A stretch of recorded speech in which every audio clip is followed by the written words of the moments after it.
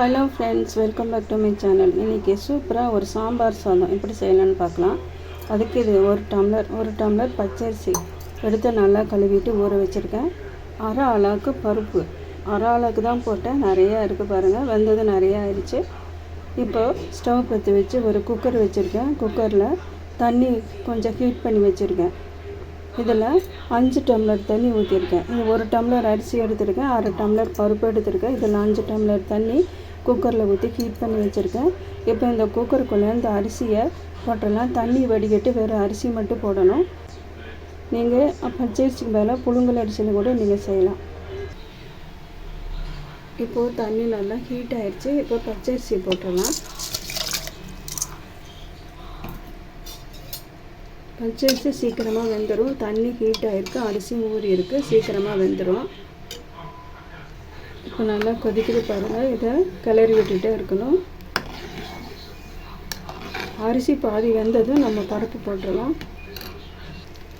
அரிசி பாதி வெந்துருச்சு பாருங்கள். இப்போ பருப்பு போட்டுடலாம்.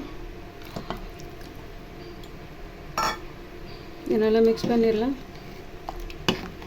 மிக்ஸ் பண்ணிகிட்டே இருங்க. பருப்பு போடுறதுனால கொஞ்சம் அடி பிடிக்க சான்ஸ் இருக்குது, அதனால் கிளறி விட்டுகிட்டே இருங்க.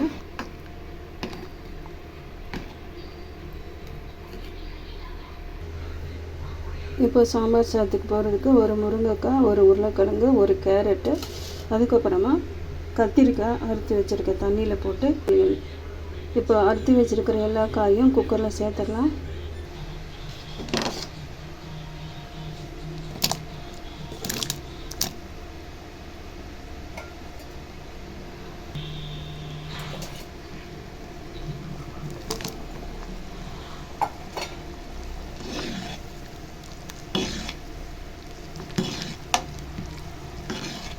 இப்போ மஞ்சள்தூள், மிளகாய்த்தூள், உப்பு, பெருங்காயம் இதில் சேர்த்துக்கலாம்.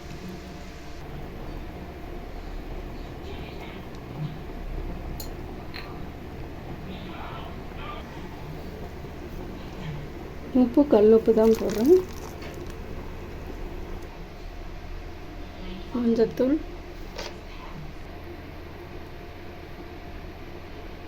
சாம்பார் பொடி,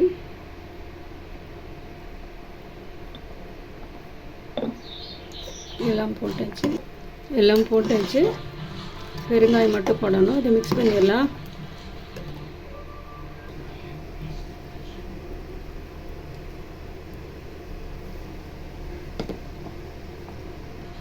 இப்போ கொஞ்சம் காயெல்லாம் வேகட்டும், நம்ம வெயிட் பண்ணலாம். இப்போது சின்ன தக்காளி ஒன்று கட் பண்ணியிருக்கு, அதையும் போட்டுடலாம்.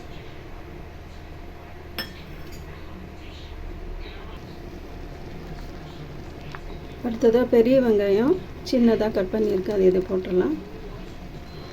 ஒரே ஒரு வெங்காயம் போதும்.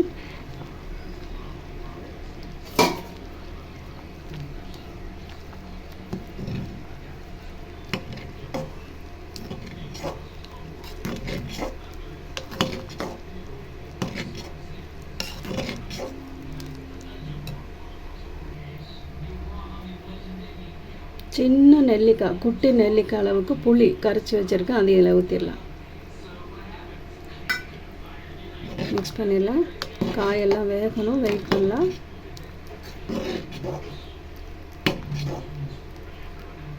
தண்ணி இருக்குது, பத்தலைன்னு 1 டம்ளர் தண்ணியை நல்லா கொதிக்க வச்சு அப்புறமா ஊற்றிக்கணும்.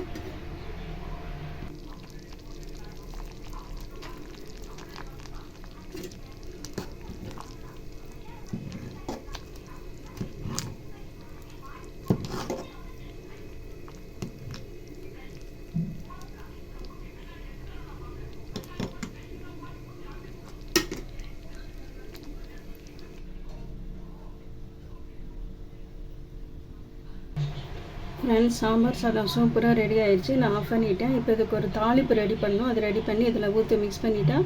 சூப்பரான சாம்பார் சாதம் ரெடி. தாளிப்பு ரெடி பண்ண ஸ்டவ் பற்றி வச்சு ஒரு பேன் வச்சுருக்கேன். ஃப்ரெண்ட்ஸ், கொஞ்சம் நெய் ஊற்றிக்கலாம். நெய் போட்டால் நல்லாயிருக்கும். நெய் போட்டுட்டு கொஞ்சமாக எண்ணெயும் ஊற்றிக்கலாம். பாருங்கள், கொஞ்சமாக நான் எண்ணெயும் ஊற்றிக்கிட்டேன். இப்போ தாளிக்க கடுகு போட்டுடலாம். நீங்கள் உளுந்தம் பருப்பு வேணும்னா உளுந்தம் பருப்பு போட்டுடலாம். நான் வந்து உளுந்தம் பருப்பு இதிலேயே கொஞ்சம் இருக்குது, அதனால் நான் சீரகம் போட்டு தாளிச்சுக்கிறேன். டேஸ்ட்டு ஸ்மெல்லும் அவ்வளோ சூப்பராக இருக்கும். கடுகு பொரிஞ்சிருச்சு, சீரகம் போட்டுக்கலாம்.